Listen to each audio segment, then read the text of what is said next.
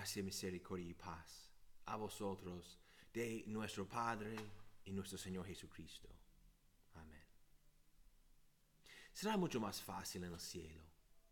Nuestra lectura de Apocalipsis es muy alegre, misteriosa, sí, pero también llena de gloria y el gozo de todos los santos, miles y miles congregados alrededor del trono del Cordero, alabando a Él quien los ha salvado y los ha traído al paraíso nuevo, el eterno reino de Dios. Las dudas, la lucha contra el mal, el sufrimiento y las lágrimas, ninguno de estos disturba la paz celestial. ¿Qué galardón, qué futuro nos promete Dios? La descripción que nos da Jesús de la vida bienaventurada es más complicada. Las bienaventuranzas de Jesús no nos apetecen tanto por los requisitos que vienen con las bendiciones. Cierto, las bendiciones prometidas a los que cumplen los requisitos son fantásticas.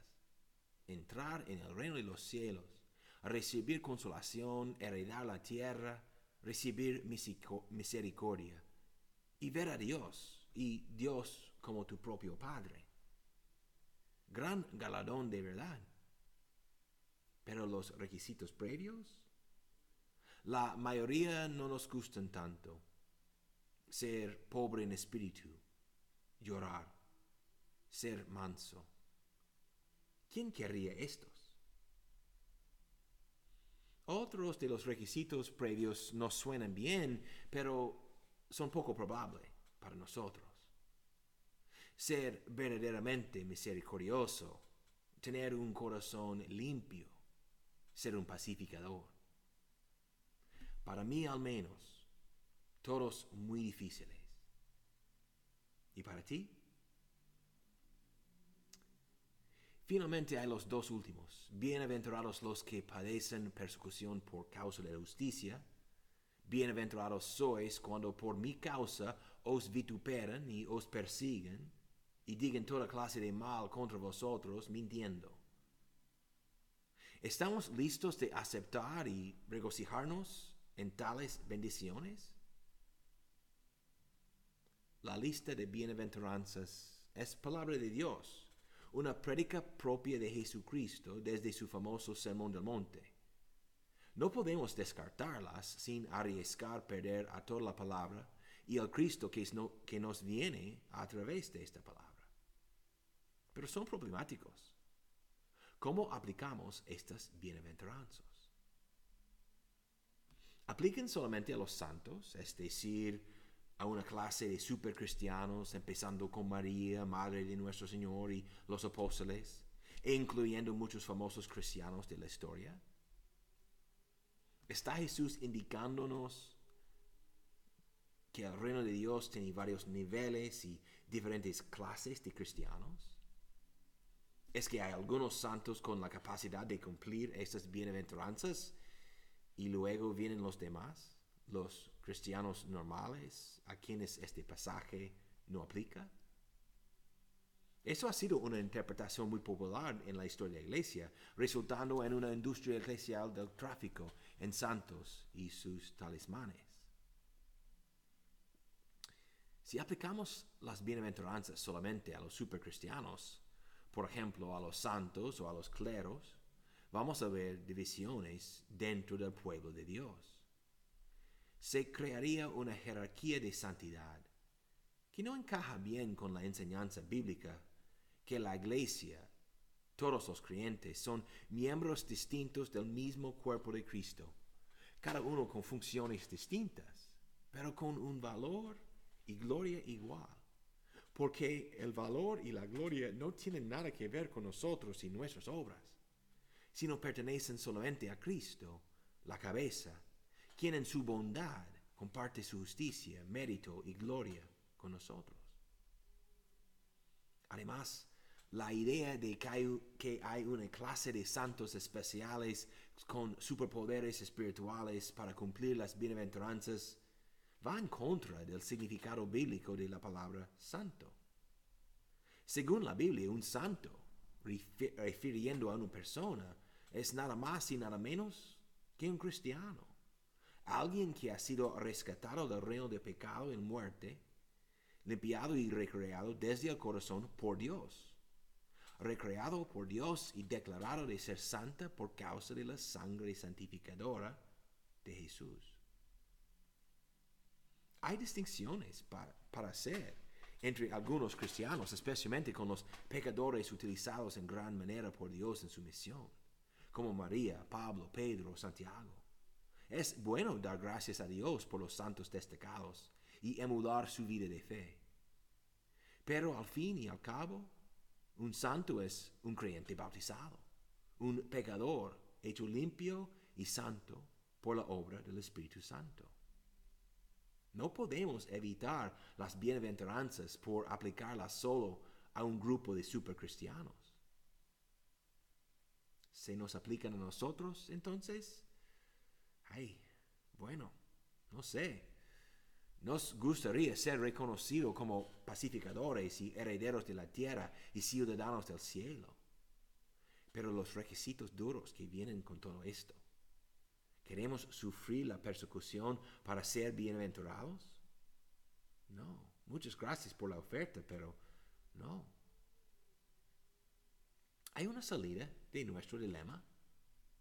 Tal vez aquí, en la primera frase de la lectura, hallamos una pista. Viendo la multitud, Jesús subió al monte y sentándose vinieron a él sus discípulos. San Mateo hace una distinción entre, por un lado, los discípulos, que para Mateo siempre eran los 12, los futuros apóstoles, y por el otro lado, la multitud. No siempre podemos entender cada pequeño detalle de las Escrituras, pero el Espíritu nunca habla sin propósito. Aunque es probable que las multitudes escucharan las bienaventuranzas, Jesús las dirigió primeramente a los 12. Es como el final del mismo Evangelio, cuando Jesús envía a los 11 a ser discípulos de todas las naciones. Este mandato tiene significado para todos, cristiano o no, pero su primer significado y aplicación fue a los 11. El significado más básico para nosotros de Mateo 28 es bendición. Fuimos bautizados y salvados porque Jesús envió a los 11. Y como podemos ver en la última bienaventuranza, cuando Jesús cambia su discurso y usa el pronombre vosotros, la primera aplicación de las bienaventuranzas es a los apóstoles. Todavía, con esto solo posponemos las dificultades, no las escapamos. Porque aunque los apóstoles sí son santos destacados por la gracia de Dios, ni siquiera ellos cumplieron los requisitos de Jesús. Si la fe cristiana dependiera de que los apóstoles tuvieran corazones puros, 100% misericordiosos, pobres y mansos y con un hambre y sed de justicia, entonces la iglesia habría fracasado hace 2000 años. Porque como vemos en el mismo Evangelio de Mateo, el resto del Nuevo Testamento y los apóstoles sufrían de muchos errores y debilidades antes y después de la resurrección. Sabemos muy bien que solamente Jesucristo ha cumplido los requisitos de las bienaventuranzas. Solo Cristo los ha cumplido. Solo Cristo. ¿Pudiera ser que Jesús, con las bienaventuranzas, está predicando de sí mismo? Por supuesto. Así es.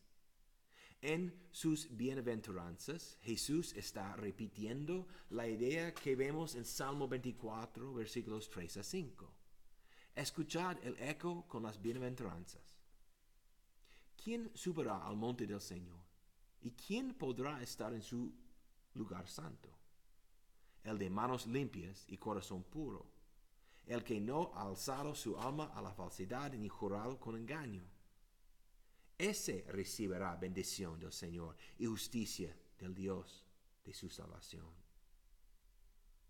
Sí, entre los seres humanos solo Jesucristo cumple los requisitos de Dios. Por lo tanto, Él dice que yo soy el camino al Padre, el único camino.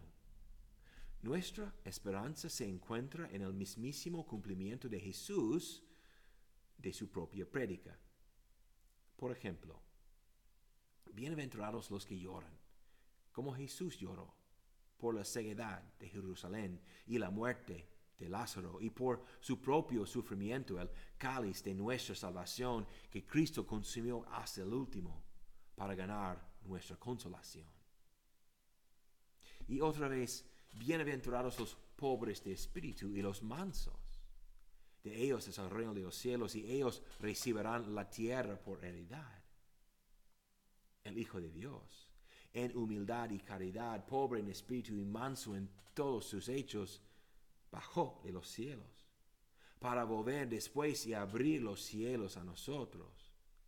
Ahora mismo el hombre Jesús gobierna toda la tierra y los cielos desde la diestra del Padre, esperando con ganas nuestra llegada.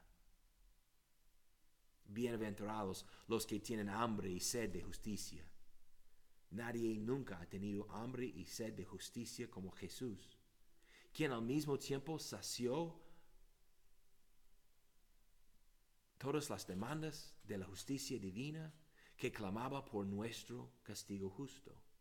Y también proveyó su propia justicia, una justicia divina humana en su propia persona, una justicia eterna, vindicada en la resurrección, con que Él nos cubre y nos limpia de nuestros pecados, saciando nuestra falta de justicia.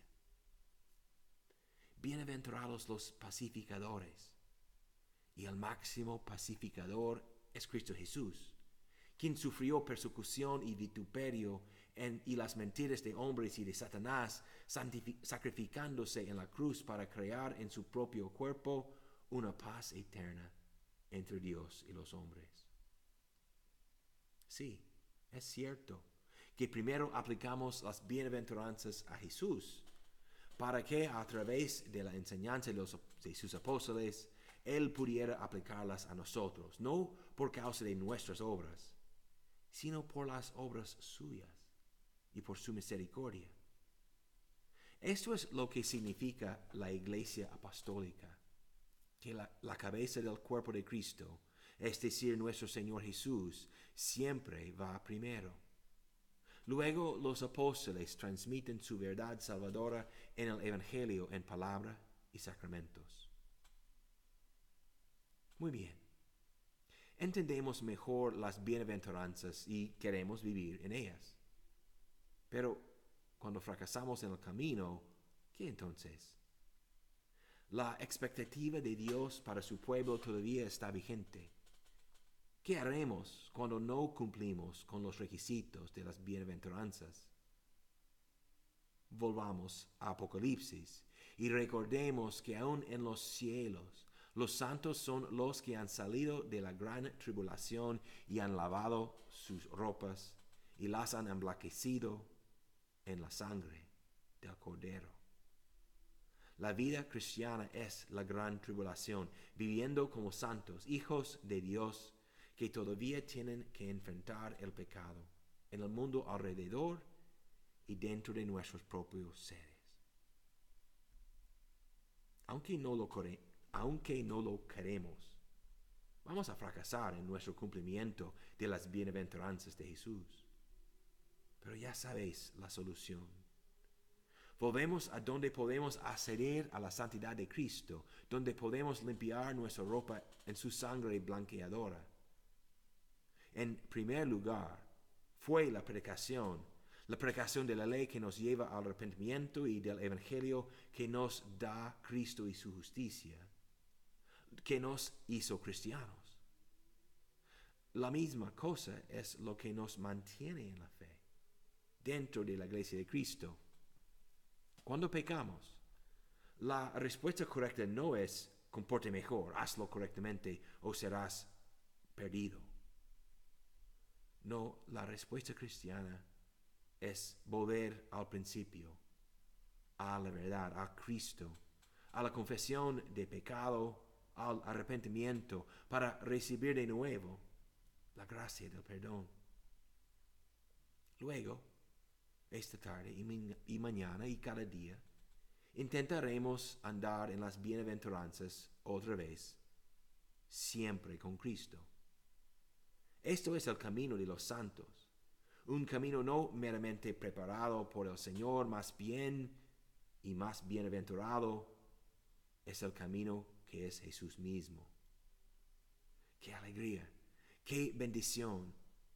En la sangre del Cordero, nuestro Salvador Jesús. Amén.